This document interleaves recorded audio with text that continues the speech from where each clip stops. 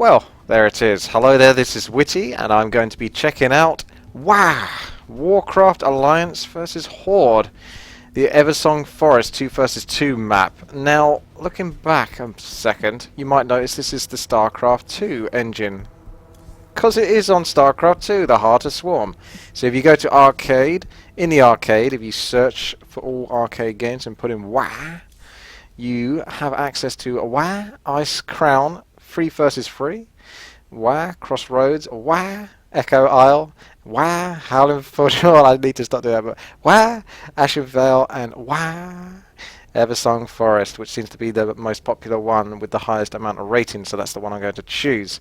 So what is it? Well, according to the little tooltip, Warcraft Alliance and Horde. It's not Alliance versus Horde, but it's Alliance and Horde. An RTS game with 4 factions: Alliance, Horde, Burning Legion, and Undead. So it's essentially a mod for Starcraft 2, which basically takes on the persona of Warcraft 3. So it's the closest so far that we have of Warcraft 3 in the Starcraft 2 engine. So if you're curious as to how Warcraft 3 would look like in Starcraft 2, then this is the way to go, or Warcraft 3.5 is what I would call it. I wouldn't go as far to call it Warcraft 4, that's for sure, but Warcraft 3.5 is a good way to look at it to some degree. Let's return to the lobby. Now you can choose between Alliance, Horde, Burning Legion, and Undead.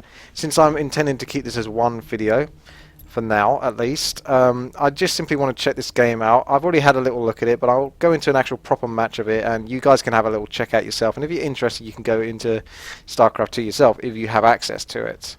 I'm going to play as the Alliance. My ally is, all of them are the bots, because I just want to show off the game essentially. My ally is Horde, my enemy is Burning Legion and Undead. So we're going to start this game off, and you're going to get to see what it looks like in game. Alrighty. That's a long cooldown timer. Boom! So here we go. You get little tooltips here, little descriptions as what changes. The developers have been working hard on this for quite a long time, and this video will serve as some sort of way to sort of like, you know, give a little bit of credit. I believe they are Russian, and if they aren't, then I apologize, but I believe they are. And they're working hard on this, and it's good work and effort, definitely. It doesn't take Warcraft 3 away from me though, that's for sure. I'm still going to come crawling back to Warcraft 3. But it's fun to check out games like this that basically pay homage to what is essentially a legendary game, Warcraft 3. And you'll see what I mean in a moment. All the graphics, by the way, are on Ultra. So towards the end of the video, I'm going to turn the graphics down to low, and you're going to see what I mean in regards to something I'm going to basically go into more detail later on. But basically, I think that somehow the graphics can hinder the feel of this game. It's almost a bit too shiny, a bit too polished, a bit too texturized. And here we go. So we're starting off with 10 workers out of 15 in our town hall. So you have mithril mines. This is essentially a replacement for wood. There aren't trees that you chop down, and you can fill up the gold mine to increase your minerals, which is essentially your gold. So we're going to start off by building a tavern, which is the equivalent of an altar. So there's your tavern. And I'm going to use basically the same sort of Warcraft build that I normally do. I suppose I can probably build 2 at the same time. I'm going to assume that my mithril is more important than my minerals so far. So we're going to get ourselves a barracks and a farm and another farm. And then spam out more peasants for the time being. So we've got a tavern building. We've got an Alliance barracks going up. And a town hall. So you're a bit more zoomed out at the moment, which makes it a bit harder to tell exactly what's going on, but you can always zoom in a little bit. If you want to get that Warcraft 3 feel, you would be around about here, to be quite frank with you. And you can see your little peasants. You have the icon. This is the reason why I don't have the webcam, is to simply show this game off a little bit more. So you have a peasant icon, you have the inventory armor, the damage. It's an unarmored and it hovers apparently. So it makes me think it's the Starcraft Protoss race is what I think it is. But anyway, in your town hall you can upgrade to keep, and that's going to unlock more buildings and more research. You've got this skybreaker, and you can only build 1 skybreaker at most, and it seems to have a long cooldown on it. And That's probably some sort of super unit. So we're going to go back onto the mine. We've almost filled up our gold mine, so let's just fill up the gold mine. Let's start building units. We're going to start off with a footman. I'm going to show each and every single one of the units, but I'm going to basically build towards mass archers because there's something quite funny about them. As in, they seem to be quite ridiculously fast.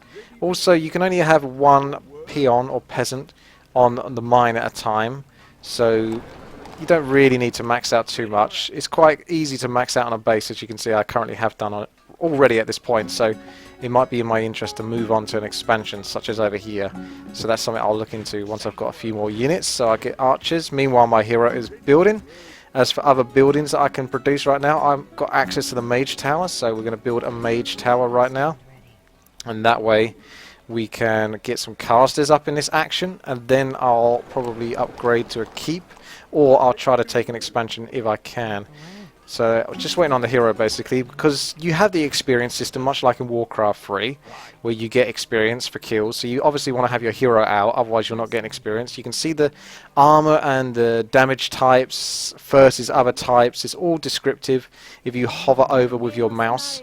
So right now I've got the Priestess of the Poon, otherwise known as the Priestess of the Moon, and she provides a buff here which is relatively useless at this point in time. So I'm going to go for Wrath of a Loon, which is an AoE that does a knockdown effect, and we're going to see how that plays out against this mine. I'm not sure whether I can take it because I've not practiced it before.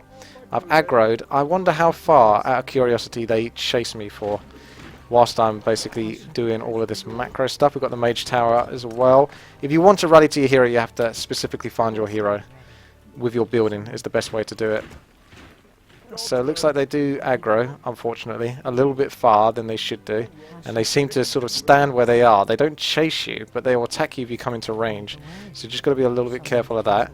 So we're going to move in and start attacking and bring these down and consider getting myself an expansion. It might be a slightly tough creep camp actually, looking at it. Like I say, I haven't practiced it before. We're going to get some priests out, see if we can keep this up. We've taken down one of the mercs, and the other ones aren't chasing, so not all of them are basically aggroing, which is good for me right now, because otherwise I don't think I'll be able to take the entire creep camp. But we've got Wrath of a Loon, so we'll use Wrath of a Loon on a target.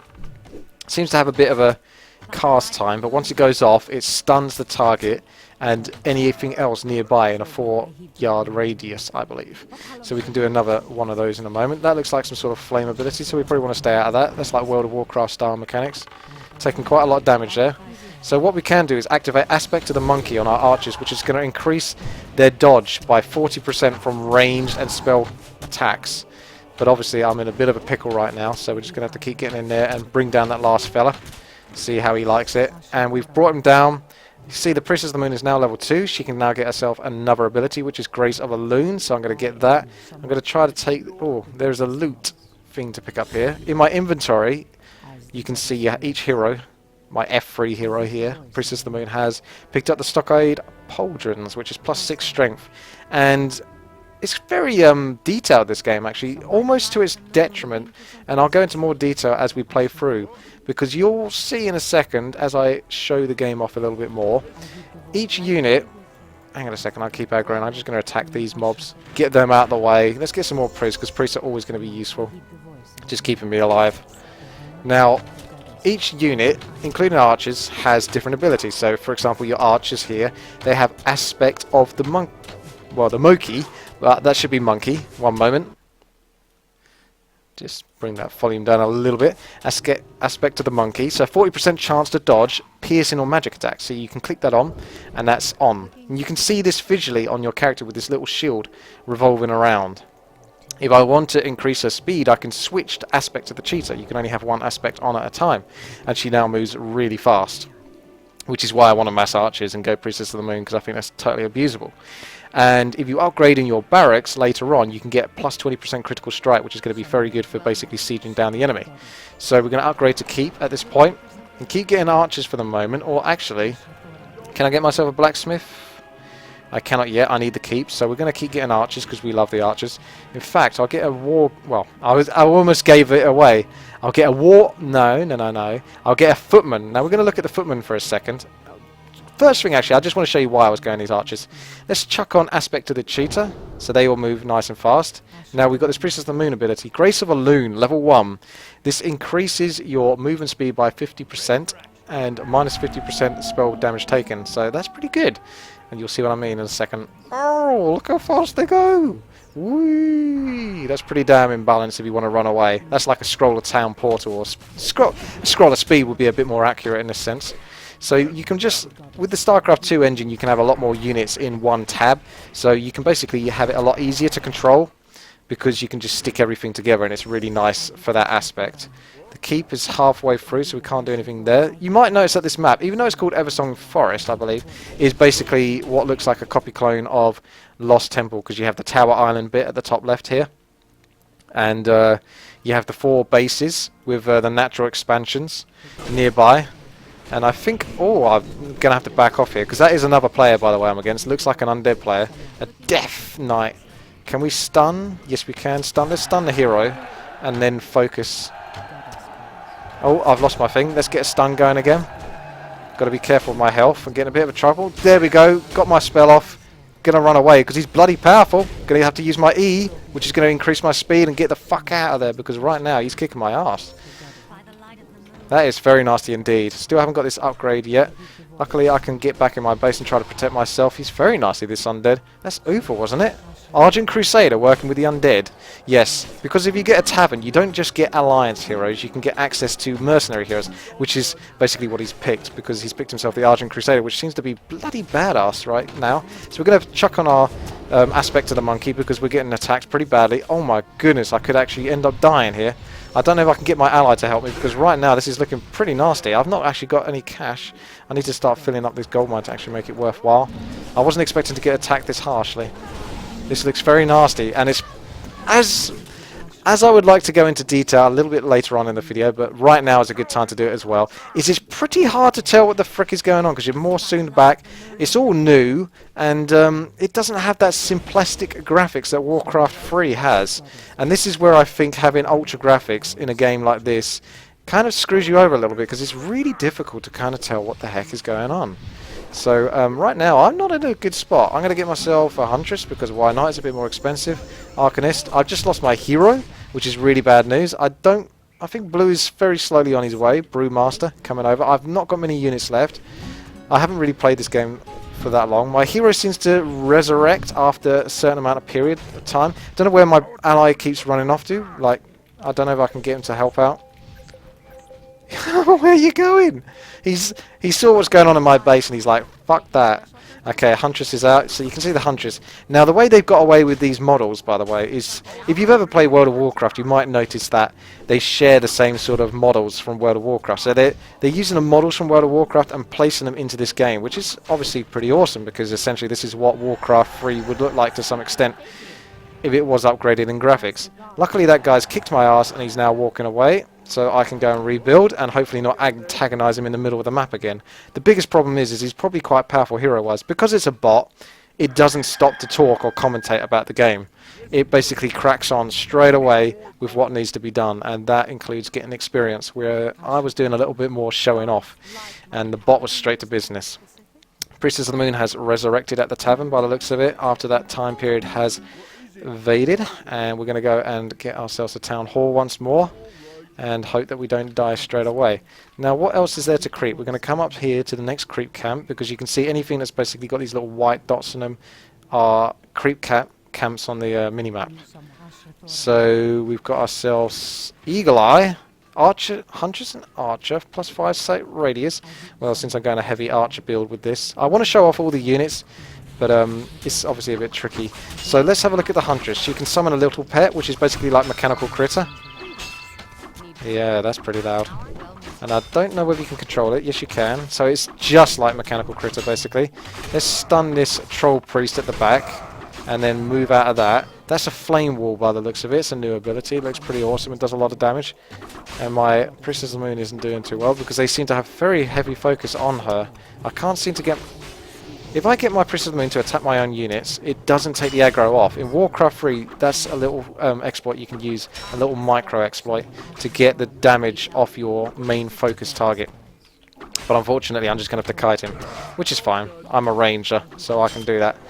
Meanwhile, let's get ourselves a druid and a frost mage and an arcanist. Arcanist is basically like the sorceress, I believe, has slow ability and stuff like that. So, going back to my point earlier that I made, is that one of the things this game does is it has an incredible level of depth and complexity, but I feel that sometimes that isn't necessary in a game that is essentially Warcraft 3. That doesn't sound good. He's having a little ruckus over here versus player 2, level 4, and I can't see what the hero is up there. He's outside of my range, but I can see him just about. So, as we could see, the archers each have their ability. Here's an arcanist. He has slow. Now, the casters make more sense. You upgrade their abilities, they have free abilities. Whereas some of the things I was noticing, the huntresses are quite simple. It's not too bad, but some characters seem to have a little few more abilities than they should do. For example, the footman has a passive ability. I suppose that's not too bad. Thinking about it, it's not as complex as I originally thought, but then again, that is like the first time I'm playing it, so I'm going to see it in a more complex manner. But you can see that casters have multiple abilities, but not too many actually. 3 seems reasonable, and I suppose once you get more used to the game, you can handle it. Now we're going to have a look here at the mercenary camp. If you get close enough, you can get access to the ogre champion, the Defias rogue, hire a siren, or a molten giant. Oh, I want to get a molten giant because that's... Oh, a black dragon. Is that going to be Deathwing? That looks like bloody well Deathwing. And that's got a bit more of a cooldown timer on it. Only 2 minutes to go though. Anyway, let's start filling up this mine. I hope my ally hasn't lost everything, unlike me earlier. So, here's the footman, right? This is where you kind of get into too many abilities, but it's not too bad now that I'm thinking about it, because the cleave and attack looks like a passive attack. You know, it's on autocast, basically. It's got a cooldown of 7, and it splashes. You can either save it for when you're next to, like, a big clump of enemy units, and then not left-click it, but put it on autocast. It's much like you might sort of, like, manually turn off the autocast of Naga Sea Bitch's Frost Arrows. You got Shield Bash here, which is probably going to be a stun. Yeah, a knockdown on the target, but you've obviously got to upgrade the barracks to get access to it. When nighttime ticks, at the moment we can't currently see what nighttime is, or when it is nighttime as far as I can tell. I'm not sure there's an easy way to tell it, but right now I can't see. But once it is nighttime, you get plus 20% movement speed and plus 20% attack speed, because you get Worgen blood, you turn into a Worgen. And here's where the things get quite complex. This is a tank unit, so it's 35% chance to parry melee and range attacks. It takes 50% less damage when parrying and stuff like that. Then there's 15% chance to dodge melee and 100% damage taken. Now this is kind of really good, but I'm in split minds about this. Like, I want to see what you guys think about this sort of thing, because is that a good thing, adding all that kind of complexity to it? Like, more options, more choices, that means more strategic play, that means more clever use of micro, more consideration for what your opponent has, etc, etc, but at the same time, does it overdo it, do you think? I mean, wow, look at this guy, he's going to town. Oh my goodness, what is going on over there? Alrighty, let's stun the big dude. We're just going to keep on the big guy. Now you can see the priest has auto heal on, which is great to heal, so that's just going to constantly heal. We've got other casters, so we're going to tab through them.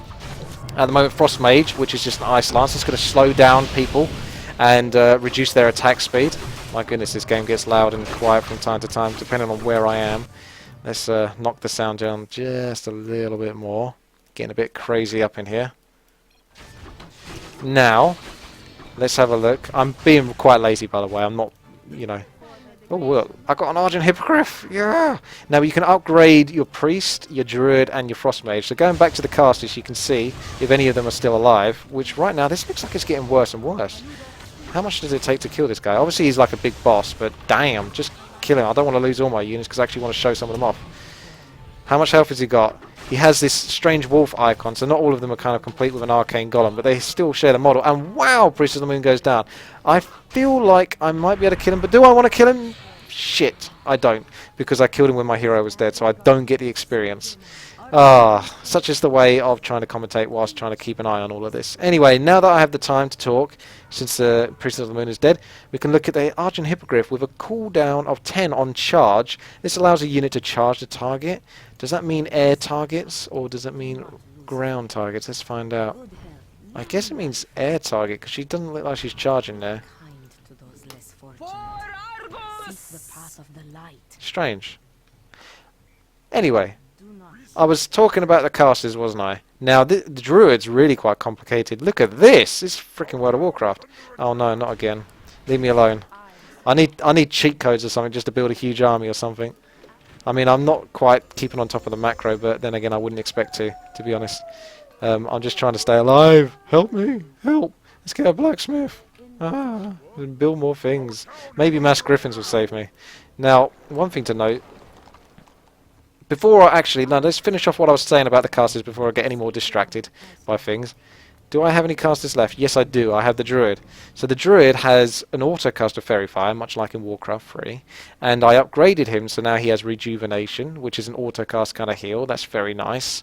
And that's great because it does it on autocast. You don't have to worry about it too much. But if you wanted to take it to a real pro level, the option is there to obviously manually cast it, and that's great. But I think with essentially what could be a potentially like 200 or 100 X plus food army in a game like the Starcraft 2, you might have trouble.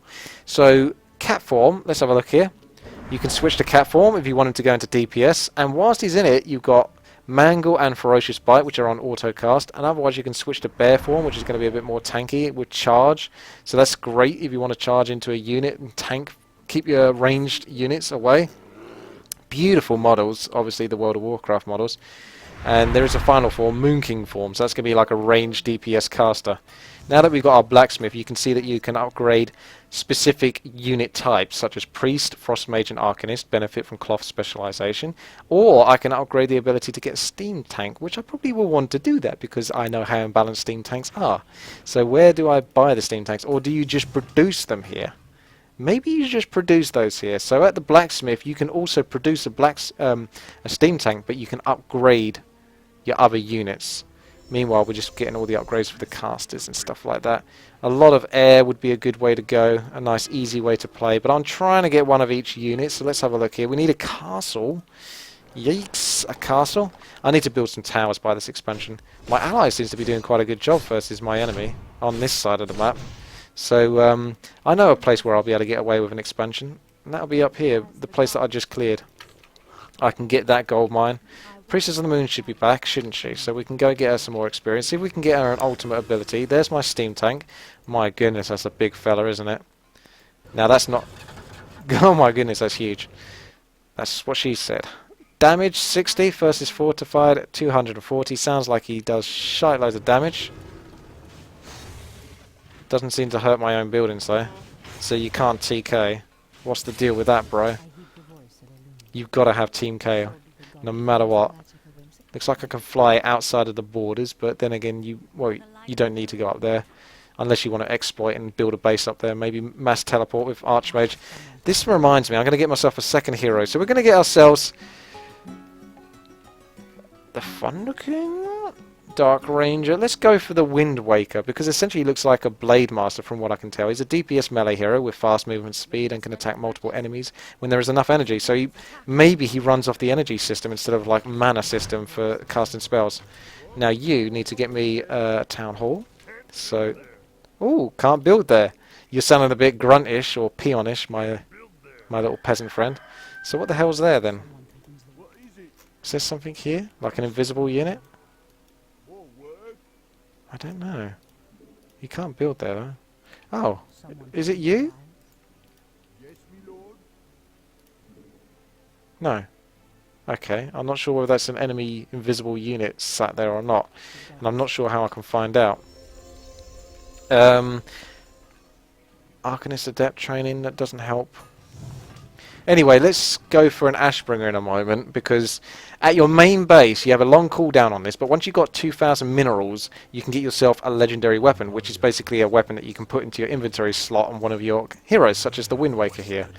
So we can see he's got Tiger Palm, so he looks like a monk right now. Deals 70 damage and minus 80% movement speed, so he's good for sniping heroes by the looks of it. Righteous Round Kick, so that's nice to do an AoE damage, and he can increase his movement speed and attack speed, and supremely increases energy regeneration, but I don't think we need that until we've got some actual ability. So let's do Tiger Palm, which seems to be an auto-cast ability because he's an energy-based hero. So let's get myself the Ashbringer. Now once you do this, it drops a chest on the ground and you can pick this up, And there you go, we've got the legendary weapon, so that's plus 20% damage to undead targets, so that means that maybe next time I face my undead foe at the bottom, I might stand a bit more chance, but I would prefer a higher level hero, because I imagine he's a lot more powerful than me right now. And there's also a chance to proc Holy Avenger, which is a unit, I believe, that fights for you. So, anyway, was I supposed to... Let's see if we can get a guard... Oh wow, the guard towers are massive in this. They're not the tiny little towers that are... Oh no, I didn't want to do that. Yes, you can cancel it and get your money back. But that's only if you really want to do that. I did not want to do that. Okay, so we've got this gold mine still going to town. There's still loads of resources. Mithril looks like it's in plentiful supply, so no problems there. Is he dancing? What the hell is he doing? He's really having a good time there. I don't think you can actively make him dance. They just do it. Oh no, wait. He's not doing anything now that I type slash dance. Huh. Okay, I've got access to him again. So I'm going to hotkey these kind of in the same way that I do. So Priestess of the Moon, Hero 1, Wind Waker, Hero 2. Rest of the units 3, and then all of them combined 4. And steam tanks can be an unusual one, like 6. So we'll send him down, scout out my foe. Maybe he's taking an expansion down here where the ogres are. It shows them here, but they might not be there by the time I get there when someone has actually destroyed it. So we've got for more casters over here. Ice armor, that's really nice. Plus 3 armor when under melee attack, so that's good for them, but it's a passive thing. Can I see what was blocking me now? Have I not... Guard tower just seems very basic. Oh my fucking god. Someone's been building up. Okay, let's see if I can get the rest of these units before I get killed. I don't think I stand a chance. Let's get another guard tower. It's so bloody big I can't fit it in between my buildings. That's no good at all. Okay, well let's get a Griffin Aviary as well at the back here. Just keep spending cash on stuff for now. And I would get myself that town hall, but I still don't think I can build it here because there's this kind of X here. I don't know if that's a deliberate thing or what, but I could build my town hall potentially like round here if I had to. Guard tower doesn't grant the ability to see invisible, and you can't actively use any abilities from what I can tell from it. I'm surprised the guard tower doesn't have shitloads of abilities.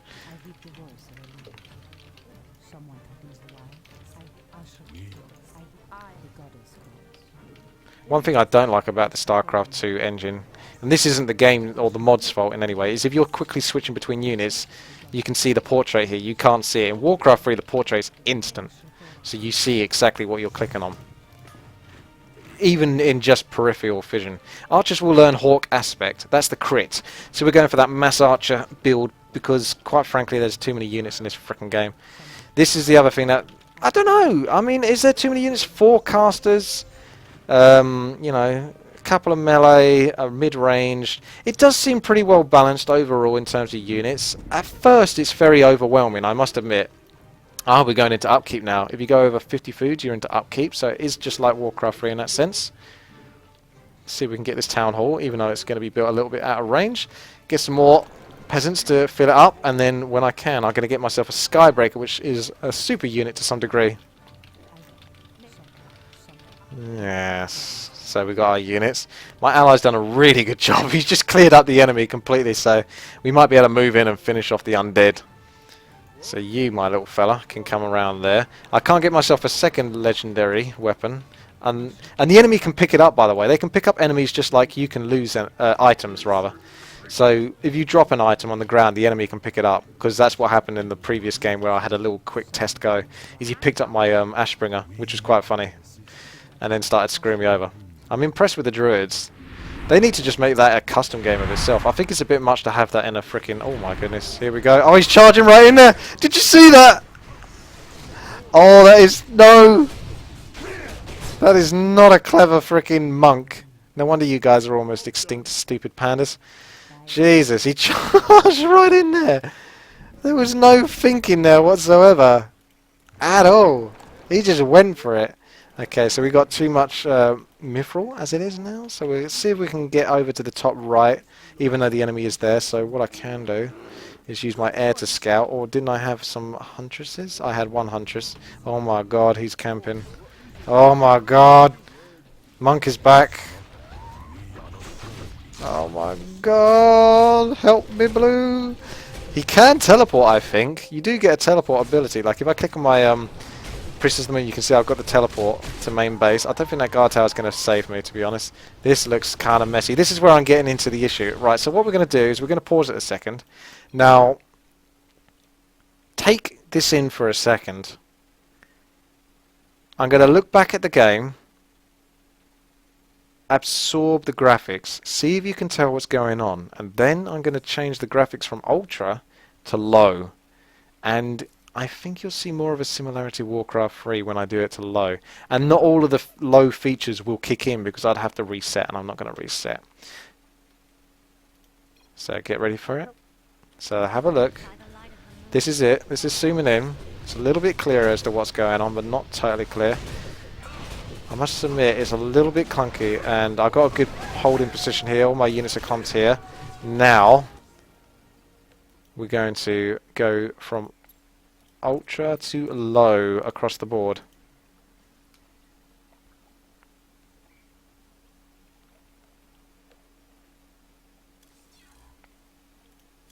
Return to game. And suddenly, now removing all of those shadows makes it a lot more obvious where things are. Now I'm not going to argue that it's super obvious, but you can already tell a big difference. This looks a lot more like Warcraft 3 now. My allies coming in here by the looks of it from behind, and we're still fighting out. I've lost my Priestess of the Moon. You can see your peasants and workers a lot more clearly. You can see your units individually, just their icons. The Wind Waker's going to town. He's leveling up quite nicely. Let's give him the Pride of the Tiger, activate that. Get something activating right now. I want to get a Worgen. I want to get a Footman so I can show you the Worgen model. And we got a little bit of action going down here. I've got a little choke point, but I'm starting to lose units. Got to activate that aspect of the Hawk for that extra crit whilst I'm trying to hold up here. Panda's going to go down in a second, see if we can pull back with him. The focus is real. Can we take down that little ghoul? Yes, we can. And we're still just slightly barely holding up in the back here, but I don't think it's getting any more comfortable. I cannot activate Call to Arms. It looks like my allies lost all of his units. No, most of them are over there. He did send in some sort of recruits to try and help me, but it wasn't enough. Now, have I got any militia or footmen just before we get absolutely denied and crushed? Level 5 Death Knight Lord, who's a protest boy. Now, look at this. This is the footman. You might have seen him earlier. He looked like an actual human. Unfortunately, he's going to turn his back, so let's do it this way. You can see he's a Worgen right now because he's nighttime. So that's really nice touch there. I like a lot of the things in this game, what they tried to do, but I just think it's an overwhelming experience to some degree, at least the first time. If you played it enough times, you could understand getting used to it, but I think that it's really hard to potentially control the air units because they look... Some units are just slightly too big. And arguably, units in Warcraft 3 are big as well. And wow, look at that. The Sunwalker going to town. The models are awesome in this. And the way they work, it is pretty damn amazing to see World of Warcraft in an RTS environment. So, if you've ever played World of Warcraft, these are the models basically, a lot of them. In fact, probably all of them. So, that's a MMO game. That's where you're more zoomed in. But this is like having each and every single one of them as a tiny character. Look at these grunts, they look amazing. They really do. But, is it just too much? And this is on low graphics. I don't think I can go back up to maximum without obviously not getting everything because it can't switch it all on, but you'll get an idea of switching back up.